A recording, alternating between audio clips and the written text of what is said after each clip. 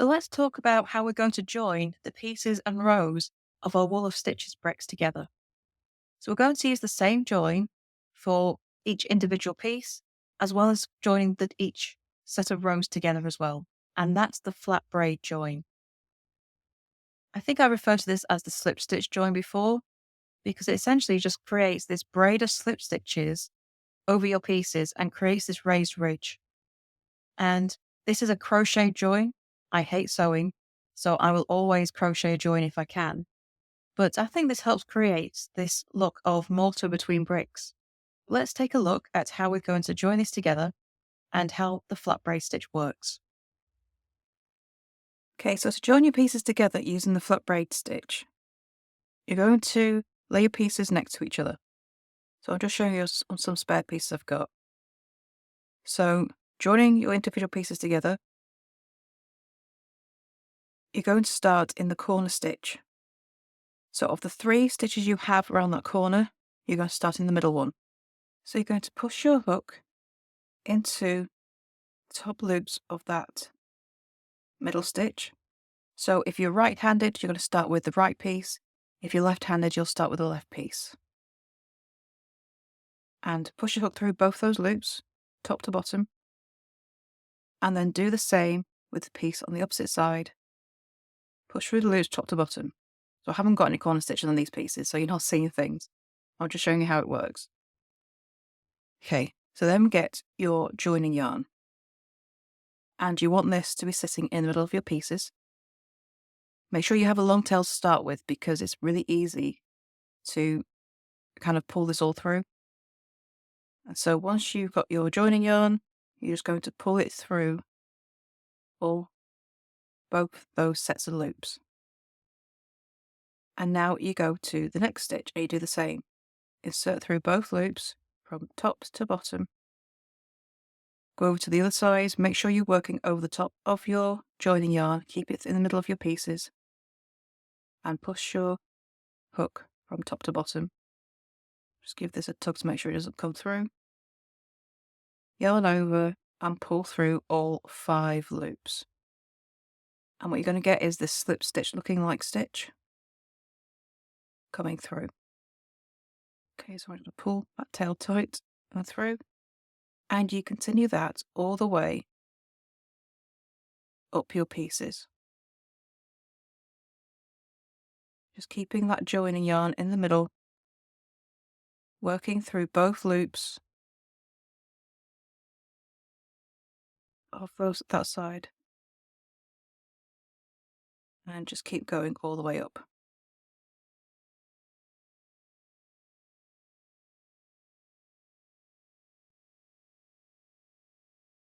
If I pull it down, you can see you've got the loops coming through on this side for that one, and you get this slip stitch like look coming over the top, so it does sit on top as a ridge. So I always recommend having both your borders and your joining stitch as the same colour, and then it becomes this really pretty like braid going up your pieces. So you start your joining in the corner stitch, you're going to finish in the corner stitch. So when you're joining the pieces together, you'll have 20 flat braid stitches in total from corner to corner. And then just keep going up your pieces.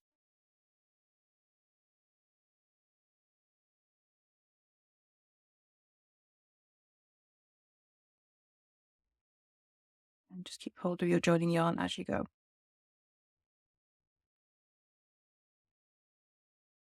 It's quite rhythmic once you get into the habit of it.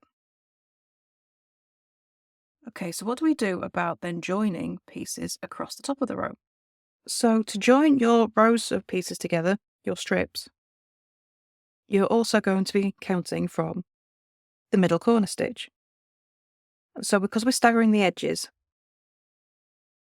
you begin your count from that corner stitch, and then you're either going to start joining from the corner stitch, or you're going to start joining 18 stitches across.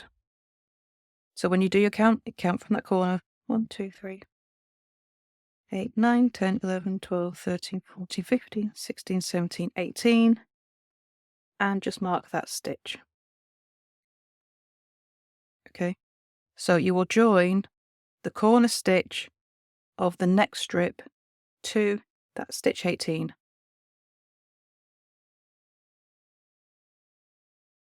And the 18th stitch across that piece is where you start joining it, and you do that for all of your staggers.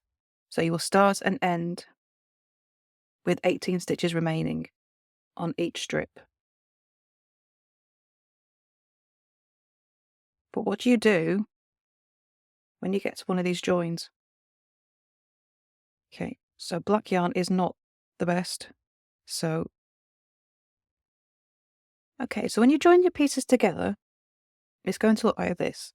And although you're joined into the corner stitches, your pieces probably aren't pulled all the way together. And that's just fine. Don't worry about it.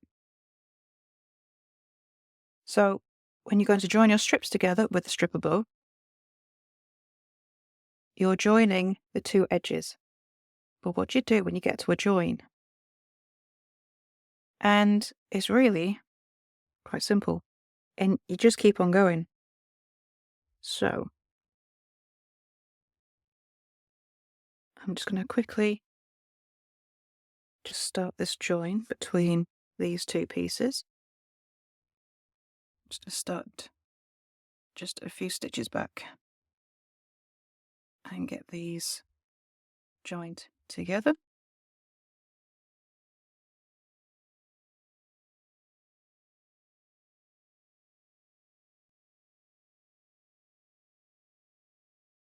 And so you just keep on going. And when you get to the join between two pieces, you're going to work into that corner stitch again. So on each side, you work into that corner stitch. So it's going to have two sets of flat braid stitches into it in that corner stitch. The one where you joined your individual piece together and one where you joined the strips together. And you do the same on the other side. Sometimes you've got to search for it a little bit. It gets hidden beneath that stitch. But it is workable. So I'll just do a couple of stitches on the other side and I'll show you how it pulls together. So you can see how the different colours are being visible here, which is why you really should use the same colour for all your joining. Okay. So those pieces are now really nicely pulled together. Your flat braid join here will meet the one coming across here. If it's all the same colour, you're not going to see what's going on with this join here. But it just shows you how it's constructed. You will get this ridge on one side from this piece here, and your flat braid sits across the top.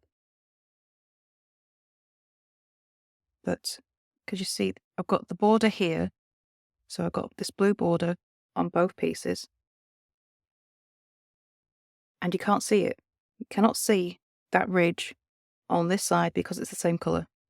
It just doesn't show. You've just got your flat braid across the top, and that join between those two pieces is now hidden. If you use the same colours for all of your borders and your flat braid, it's all going to become invisible and you're just going to get this raised ridge across the top. If I just go back to these, black is not the best to show on camera. It looks really good, finished product, but on camera it looks awful. But the flat braid, it's just a raised ridge. You can see